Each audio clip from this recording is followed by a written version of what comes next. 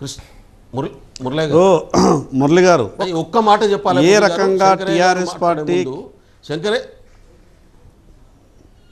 శంకరయ్య గారు ఇంతకుముందు ఎమ్మెల్యే లేరు, ఇప్పుడు ఎమ్మెల్యే అయినరు. ఇవాళ పార్లమెంట్లో తెలంగాణ విభజన చట్టం పెడుతున్నప్పుడు బీజేపీ పార్టీ ఉంది, ప్రతిపక్ష పార్టీగా వాళ్ళు సహకరించారు.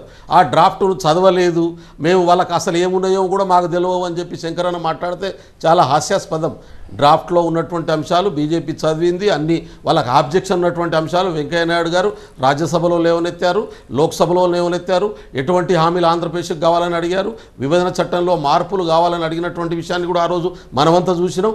మార్పులు చేసుకొని బిల్లులో కూడా మార్పులు, డ్రాఫ్ట్ బిల్లులో మార్పులు చేసి కొన్ని మార్పు చేయనటువంటి అంశాలను కూడా హామీ ఇచ్చినటువంటి పరిస్థితిని మనం చూసాం. కాంగ్రెస్ పార్టీ డ్రాఫ్ట్ చేస్తే బీజేపీ పూర్తిగా సమర్థించింది. ఇవాళ శంకర్ గారు ఏదో చెప్తే ఎట్లా కథ? మురళి గారు ఆ రోజు పార్లమెంట్లో బిల్లు ప్రవేశపెట్టినప్పుడు తెలంగాణ రాష్ట్రం నుంచి భారతీయ జనతా పార్టీకి సంబంధించిన ఎంపీ లేరు. పార్లమెంట్లో బిల్లు ప్రవేశపెట్టినప్పుడు టీఆర్ఎస్ పార్టీకి సంబంధించిన, కాంగ్రెస్ పార్టీకి సంబంధించిన ఎంపీలు మాత్రమే ఉన్నారు. ఆ రోజు కాంగ్రెస్ పార్టీకి సంబంధించినటువంటి ఎంపీలు కానీ, టీఆర్ఎస్ పార్టీకి సంబంధించినటువంటి ఆ ఇద్దరు ఎంపీలు కానీ వాళ్ళు పార్లమెంట్లో ఎక్కడా కూడా ఈ బిల్లులో ప్రస్తావించినటువంటి అంశం గురించి, ఈ ఏపీ రీఆర్గనైజేషన్ బిల్లులు ఆ రోజు ఈ నీటి కేటాయింపుల మీద ఎక్కడ కూడా మాట్లాడలేదు. ఈరోజు చాలా క్లియర్గా అండి, ఈ రెండు రాజకీయ పార్టీల వల్లనే తెలంగాణ రాష్ట్రానికి అన్యాయం జరిగింది. సార్, ఆ రోజున పరిస్థితి శంకర్ గారు మీకు కూడా తెలియదే కాదు. ఆ రోజున పరిస్థితి, ఆ రోజున ఉద్రిక్త వాతావరణం మనందరం గమనించిందే. తెలంగాణ రాష్ట్రం రావడం ముఖ్యమైనది జరిగింది. కాబట్టి 9 నెలల పాటు కాదు శంకర్ గారు, శంకర్ గారు, కాబట్టి 9 నెలల పాటు నేను ఈ కేఆర్ఎంబీ పరిధిలోకి ప్రాజెక్టులు వెళ్లకుండా ఆపుకుంటూ వచ్చిన అన్నది కేసీఆర్ గారి ఆర్గ్యుమెంట్ కాదా? అవునా? మురళి గారు, ఇదే కేసీఆర్ గారిని పిలిచి కేంద్ర ప్రభుత్వం ఒక మాట చెప్పింది, తెలంగాణ రాష్ట్రానికి జరిగినటువంటి అన్యాయాన్ని మేము సవరించదలుచుకున్నాము, బ్రిజేష్ కుమార్ ట్రిబ్యునల్ని ఫోర్స్లోకి తీసుకురాగలిగే ప్రయత్నం మాట్లాడుతున్నావు. ఎప్పుడు పిలిచింది, ఎప్పుడు మాట్లాడింది? మీరున్నారా? మీరున్నప్పుడు జరిగింది ఎందుకు? అది కాదు ప్రభాకర్ గారు, బ్రిజేష్ కుమార్ ట్రిబ్యునల్ ని జడ్జిమెంట్ ఇవ్వాల్సింది ఎవరు తెలుసా? అది కాదు, బ్రిజేష్ కుమార్ ట్రిబ్యునల్ ను 9.5 సంవత్సరాలు, అది కాదు 9.5 సంవత్సరాలు ఎక్కడ పెట్టుకున్నారు వాళ్ళు? జడ్జిమెంట్ జడ్జిమెంట్ ఇస్తే తేలిపోతుంది కదా. ఆంధ్ర వాటా 2015 నుంచి ఆంధ్ర వాటా తెలంగాణ వాటా తేల్చకుండా 9.5 సంవత్సరాలు మీ దగ్గర పెట్టుకొని మీరు మాట్లాడితే ఎట్లా? ఇంత ఆశ్చర్యకరంగా మాకేం మేము స్పేస్ ప్రభాకర్ గారు అసలు 2015 నుండి 2023 వరకు,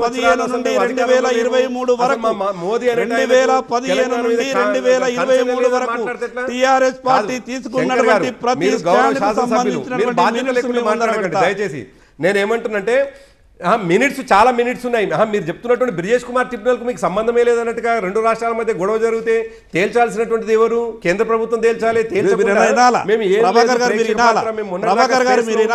మేము ఆకాశం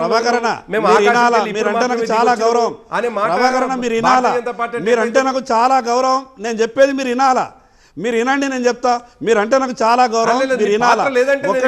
ఇప్పుడు ప్రభాకర్ అన్న ఒకటి 2015 నుండి 2023 వరకు జరిగినటువంటి ఢిల్లీ డెవలప్మెంట్ నేను చెప్తా మీకు.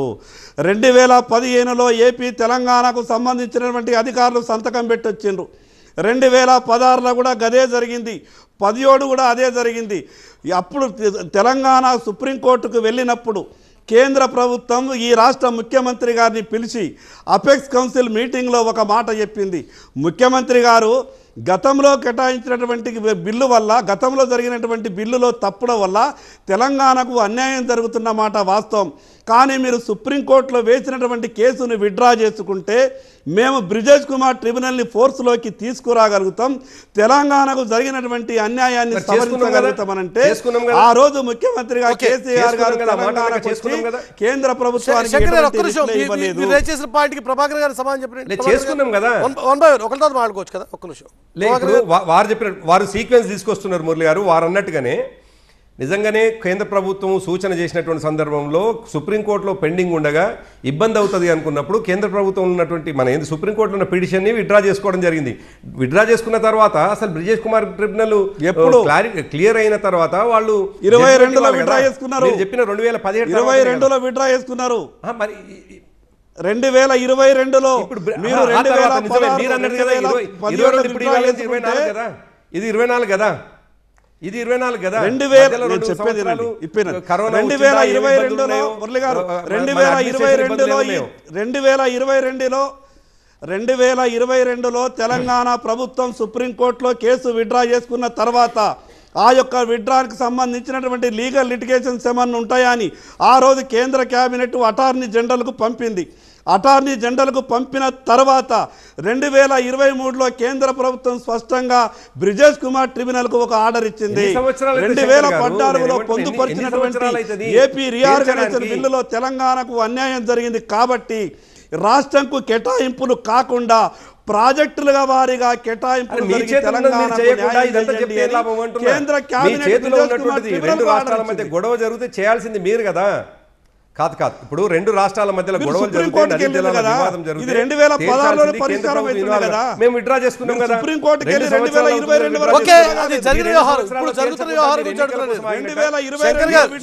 ప్రభాకర్ గారు 2016లో పిటిషన్ వేశారా?